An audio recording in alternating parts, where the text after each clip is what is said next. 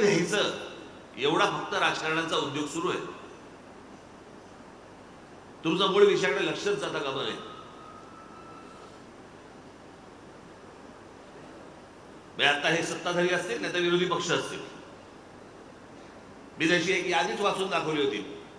आता एक आपल्या बदलापूरला एक बलात्काराचं, लहान मुलीवरचं बलात्काराचं प्रकरण झालं. आपल्याच लोकांनी बाहेर काढलं ते, नाही तर बाहेरच नसतं आलं.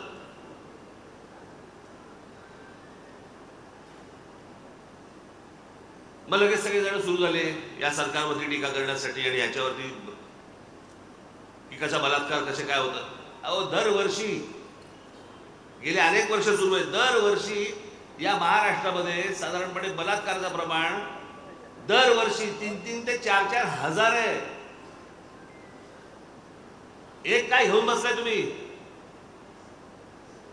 आणि हा गव्हर्नमेंटचा आकडा सांगतोय मी, सरकारी आकडा सांगतोय मी. त्या दिवशी नागपूरच्या पत्रकार परिषदेमध्ये मी वाचून दाखवले ते आकडे सगळे.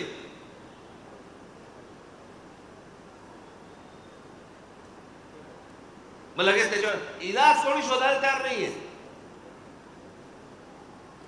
यांच्या सरकारमध्ये झालं की हे बोंब मारायला तयार, यांच्या सरकारमध्ये झालं की हे बोंब मारायला तयार. बलात्कार कसे थांबणार ते कसं कळणार आम्हाला?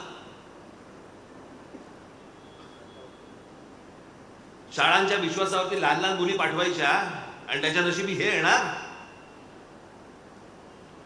बरं, त्यांनाही कोणत्या प्रकारचं शासन नाही, त्यांनाही कोणत्या प्रकारची शिक्षा नाही, माहिती नाही.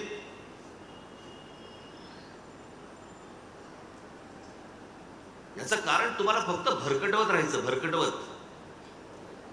मागे तो एक विषय काढला होता, अरबी समुद्रामध्ये छत्रपती शिवाजी महाराजांचा पुतळा